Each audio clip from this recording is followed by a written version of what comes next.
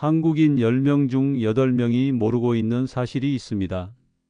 매일 먹는 이 음식들이 60세 이후 당신의 수명을 20년 이상 단축시키고 있다는 것을, 만약 8명이 아닌 나머지 2명에 해당되신다면 건강관리를 참 잘하고 계신 겁니다.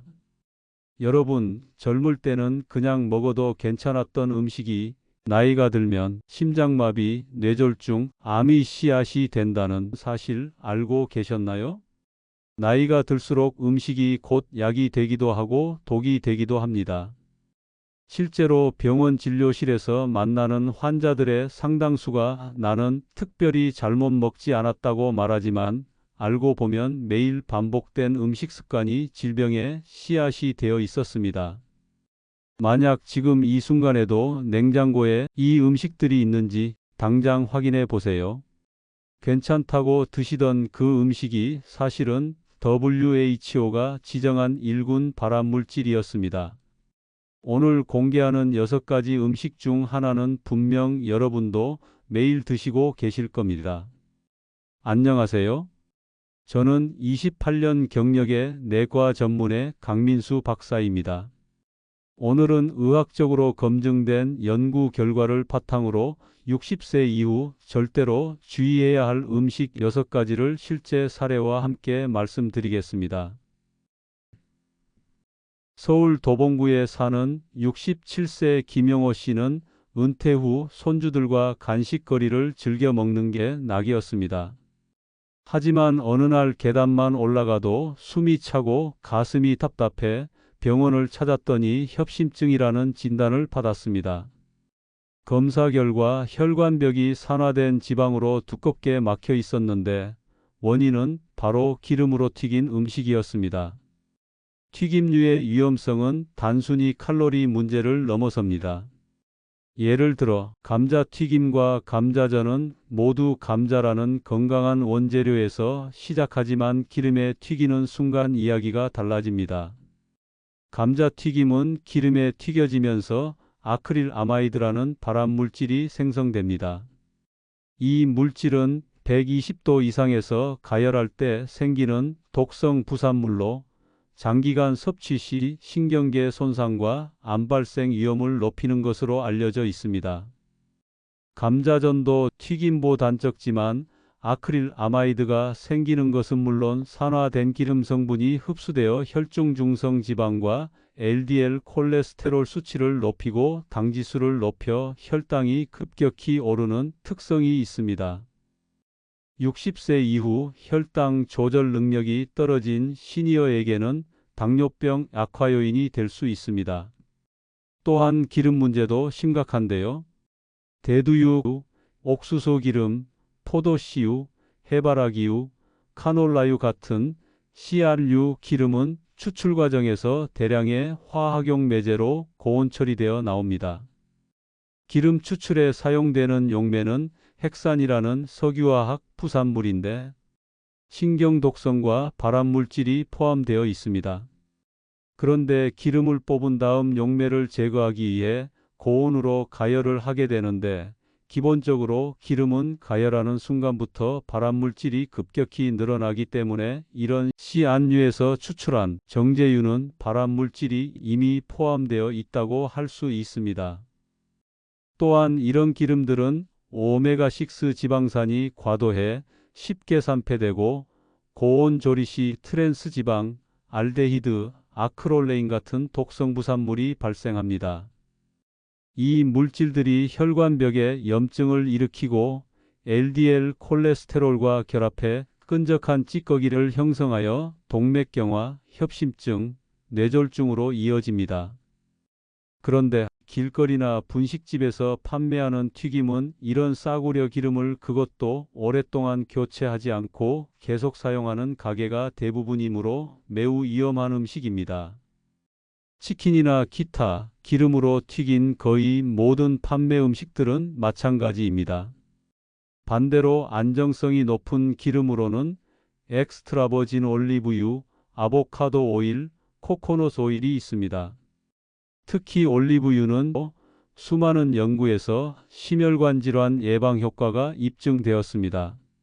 올리브 오일에 대한 자세한 영상은 오른쪽 위에 영상을 참고하시면 됩니다. 더보기란에도 올려놓겠습니다. 올리브유는 샐러드, 드레싱 같은 저온 조리에 활용하는 것이 가장 좋으며 아보카도 오일은 발연점이 높아 볶음 요리에도 적합합니다. 코코넛 오일은 산화 안정성은 뛰어나지만 포화지방이 많으므로 소량만 사용하는 것이 좋습니다. 여기서 잠깐 좋은 올리브유 고르는 법에 대해 간략히 알려드리겠습니다. 빛을 차단하는 짙은색 유리병의 라벨에 엑스트라 버진이라고 표기된 제품 중 0.8% 이하의 낮은 산도의 제품을 찾으시면 고르실 때 거의 실패하지 않으실 겁니다. 그렇다면 한국인에게 친숙한 참기름과 들기름은 어떨까요? 두 기름 모두 본래 건강에 유익한 불포화지방산이 풍부합니다. 특히 들기름에는 오메가3 지방산이 들어있어 혈관 건강에 도움을 줍니다. 그러나 고온에서 볶아 압착하는 방식으로 기름을 짜낼 경우 산화와 함께 벤조피렌 같은 발암물질이 생기고 가열 조릿이 쉽게 산패됩니다. 따라서 참기름과 들기름은 비싸더라도 반드시 저온 압착 제품을 고르고 채소 무침이나 비빔밥처럼 되도록 가열하지 않는 용도로 사용하되 부득이 가열할 시에는 170에서 180도의 낮은 온도로 짧게 조리하시길 권합니다. 결국 60세 이후 건강을 지키는 지름길은 좋은 기름을 현명하게 고르고 올바르게 사용하는 습관입니다. 이 영상이 유익하다면 구독과 좋아요 눌러주시고 소중한 가족 친구분들과도 꼭 공유해 주세요. 작은 실천이 큰 건강을 만듭니다. 경남 창원에 사는 69세 한영숙 씨는 평소 건강에 신경을 쓴다고 생각했습니다. 하지만 어느 날 이웃에서 두부와 콩나물은 대부분 수입산 GMO 콩으로 만든다는 이야기를 듣고 크게 놀랐습니다. 마트에 가서 식품 표시를 자세히 살펴보니 생각보다 많은 제품에 수입산 원료가 사용되고 있었습니다. 과연 이런 것들을 계속 먹어도 괜찮을까? 라는 의문이 들었습니다. GMO, 즉 유전자 변형 작물은 해충, 잡초에 강하도록 유전자를 조작한 농산물입니다. 대표적으로 옥수수, 콩, 카놀라, 면화씨유, 사탕무가 있습니다.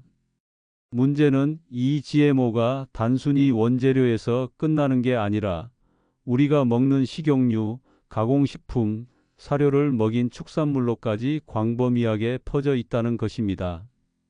한국의 경우 두부, 간장, 식용유의 원료 대부분이 수입산 콩과 옥수수인데 이 중 상당수가 GMO입니다. 2011년에서 2014년 GMO 농산물의 수입은 39% 증가했으며 2014년에는 1082만 톤, 3조 6,500억 원어치로 점점 기록을 갈아치우고 있습니다. 그렇다면 안전성은 어떨까요? GMO 작물의 안전성에는 많은 논란이 있습니다. 유해성과 무해성을 서로 주장하는 양측의 결론이 나지 않은 상태이고 여전한 우려사항이 있습니다. 미국 FDA와 EFSA는 GMO가 단기간에는 안전하다고 발표했지만 장기 섭취 시의 영향에 대해서는 확인되지 않았습니다. 또한 GMO 작물 재배에는 글리포세이트라는 제초제가 대량 사용되는데 이는 세계보건기구가 발암 가능 물질로 분류한 바 있습니다. 아직 안전이 확인되지 않았지만 이미 우리 일상에 파고든 GMO 식품을 완전히 피할 수는 없지만 선택의 폭을 넓힐 수는 있습니다. 첫째, 비GMO 제품을 고르세요. 특히 두부, 콩나물, 식용유, 간장은 논GMO 혹은 무농약 인증이 붙은 것을 선택하는 것이 좋습니다. 둘째, 가급적 국산 농산물을 고르세요.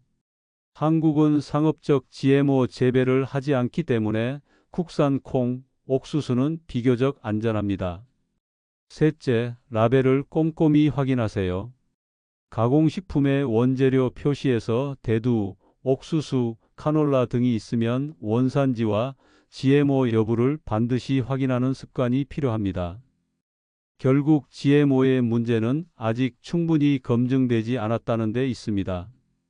60세 이후 건강을 지키려면 불확실한 위험을 피하는 것이 최선입니다.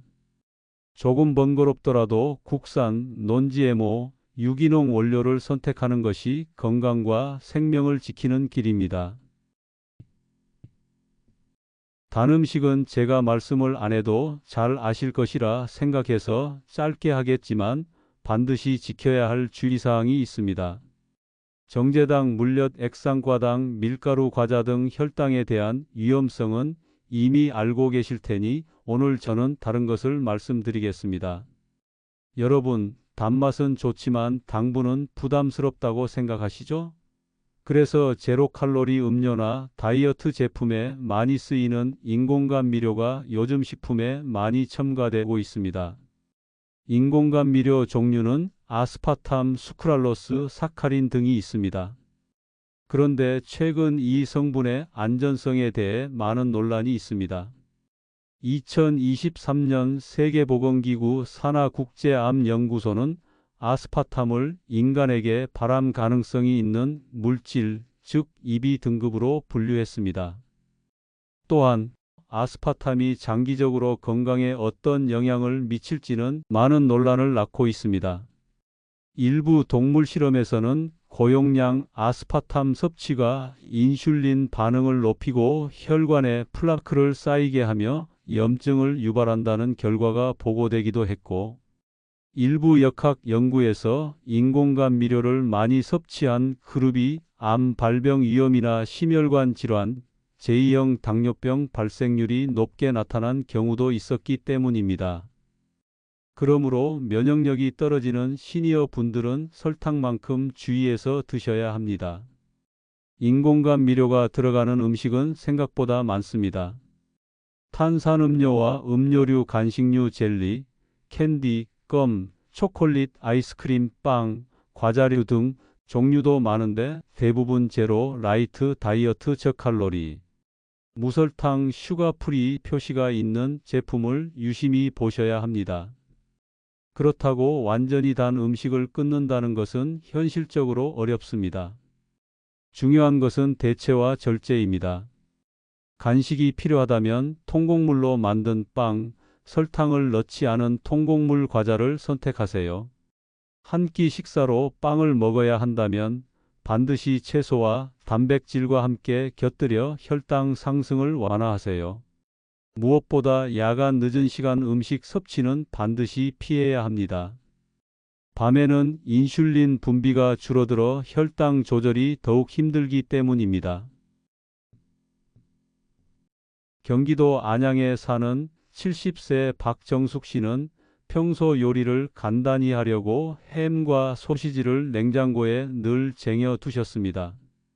하지만 어느 날 건강검진에서 대장 내시경 결과 악성 용종이 여러 개 발견되어 제거했지만 불안감에 가공육을 모두 버렸습니다.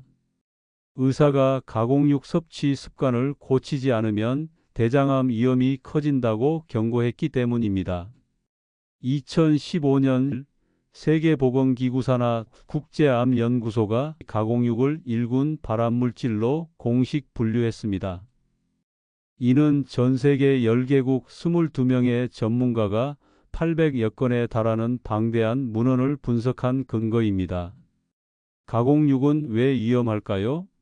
문제는 고기를 가공하는 과정에서 다양한 첨가물과 화학 처리가 이루어지기 때문입니다.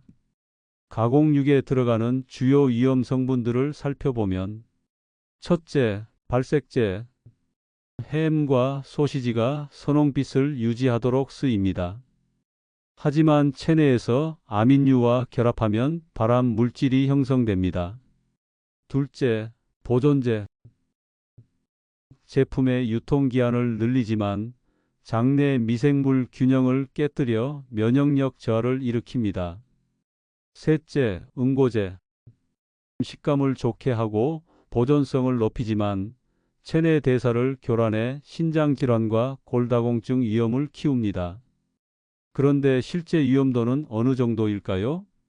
WHO 발표에 따르면 가공육을 하루 50g 소시지 한두 개 분량만 먹어도 대장암 발병 위험이 18% 증가합니다. 더 큰 문제는 가공육이 단순히 햄 소시지에서 끝나지 않는다는 점입니다. 부대찌개, 훈제오리, 패스트푸드, 햄버거, 배달용 피자와 파스타 등에도 가공육이 다량 들어 있습니다. 그러니 가급적이면 신선한 생고기를 사용하시고 소시지나 햄 대신 콩, 계란을 활용하세요. 어쩔 수 없이 가공육을 먹게 될 때는 채소와 함께 섭취해 발암물질 생성을 억제하는 것이 좋습니다.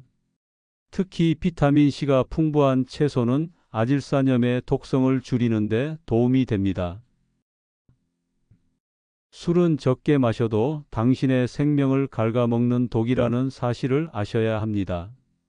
나이가 들수록 술의 위험성은 굳이 말하지 않아도 아실 것이니 간단히 언급하겠습니다. 술은 간, 뇌, 신장, 혈관, 췌장, 위장 등 인체에 영향을 미치지 않는 데가 없습니다. 그런데 많은 분들이 막걸리, 와인은 조금 마시면 건강에 좋다더라는 이야기를 들어보셨을 겁니다. 그러나 최근 연구에서는 안전한 음주량은 없다는 결론이 굳어졌습니다. 2018년 국제의학학술지에 게재된 전 세계 19개국 대규모 분석 결과에서도 알코올 섭취는 심혈관 질환 암사망 위험을 일관되게 증가시키며 절대 안전 기준선은 없다는 점을 확인했습니다. 그렇다면 어떻게 해야 할까요? 무엇보다 과음을 피하는 것이 첫 번째 원칙입니다. 부득이하게 술자리에 앉게 된다면 하루 알코올 섭취량은 남성 20g, 여성 10g 이하가 권장됩니다. 이는 소주 한 잔, 맥주 한 캔 정도에 불과합니다. 음주 시 반드시 물과 함께 마시고 빈속에 마시는 것은 절대 피해야 합니다. 음주 후 최소 7일은 완전한 금주일을 두어 간이 회복할 시간을 주어야 합니다. 서울 노원구에 사는 64세 정미자 씨는 혼자 지내면서 밥 대신 컵라면, 냉동 피자, 배달 햄버거로 끼니를 해결하는 날이 많았습니다. 혼자 사는데 차려 먹는 게 귀찮기도 하고 뭐든 간편해야지라며 대수롭지 않게 생각했지만 정기검진에서 고혈압과 고지혈증 진단을 동시에 받았습니다. 의사의 말은 분명했습니다. 즉석식품과 인스턴트 위주의 식단이 원인입니다. 2024년 영국 의학 저널에 발표된 충격적인 연구 결과가 있습니다. 인스턴트 식품 섭취가 높을수록 32가지 건강 악영향과 연관이 있다는 것입니다. 구체적인 위험도로는 심혈관 질환 사망 위험이 약 50% 증가하고 불안과 일반적인 정신장애 위험이 53% 증가하며 제2형 당뇨병 위험도 12% 증가합니다. 또한 우울증 위험도 22%가 증가하는 것으로 나타났습니다. 인스턴트 식품이 위험한 이유는 첫째, 포화지방과 트랜스지방입니다. 패스트푸드, 냉동 튀김류에는 포화지방과 트랜스지방이 다량 포함되어 있어 혈중 LDL 콜레스테롤을 증가시키고 심혈관 질환 위험을 급격히 높입니다. 둘째, 첨가물 폭탄입니다. 인스턴트 식품에는 가공육식품처럼 맛을 내기 위한 MSG, 합성향료, 착색료, 보존제, 인산염 등이 들어갑니다. 이들은 장내 미생물 균형을 무너뜨리고 위장장애, 만성염증, 면역력 저하를 유발합니다. 특히 인산염은 뼈의 칼슘 대사를 방해하여 골다공증 위험을 높이는 것으로 알려져 있습니다. 영국 영양학 저널에 발표된 2024년 연구에 따르면 인스턴트 식품은 채소 가공식품보다 평균 4배 더 많은 열량을 함유하고 있었습니다. 여러분, 오늘 살펴본 6가지 음식은 모두 우리 일상 속에서 쉽게 접할 수 있지만 60세 이후에는 단순한 식습관이 아니라 건강을 위협하는 직접적인 요인이 됩니다. 오늘의 핵심 정리. 1. 기름진 튀김 음식은 혈관벽 염증과 동맥 경화의 주범. 2. GMO 식품은 수입산 콩과 옥수수 제품 확인. 3. 단 음식은 췌장 혹사와 당뇨병의 지름길. 4. 가공육은 WHO 공식 1군 발암물질. 5. 안전한 음주량은 없다. 6. 인스턴트 및 배달식품은 사망 위험 21% 증가. 여러분, 60세 이후의 건강은 선택이 아닌 필수입니다. 오늘 말씀드린 내용들은 모두 세계적으로 권위 있는 의학 연구기관들의 검증된 데이터를 바탕으로 한 것입니다. 세계보건기구 WHO, 영국의학저널, 국제의학학술지 등 국제의학저널의 연구 결과와 우리나라 국민건강영양조사 데이터를 종합해서 말씀드린 내용이니 안심하고 실천하셔도 됩니다. 기억하세요. 건강한 식습관은 하루아침에 바뀌지 않습니다. 하지만 오늘부터 조금씩 시작한다면 여러분의 모습은 지금과 완전히 달라질 것입니다. 작은 변화가 큰 건강을 만듭니다. 여러분의 건강한 노년을 위한 첫걸음을 지금 당장 시작하세요. 이 내용이 도움이 되셨다면 지금 바로 구독과 좋아요 버튼을 눌러주시고 주변 분들과도 꼭 공유해 주세요. 헬로 시니어는 언제나 여러분의 건강한 노후를 응원합니다. 다음 영상에서도 더욱 유익한 건강 정보로 찾아뵙겠습니다. 감사합니다.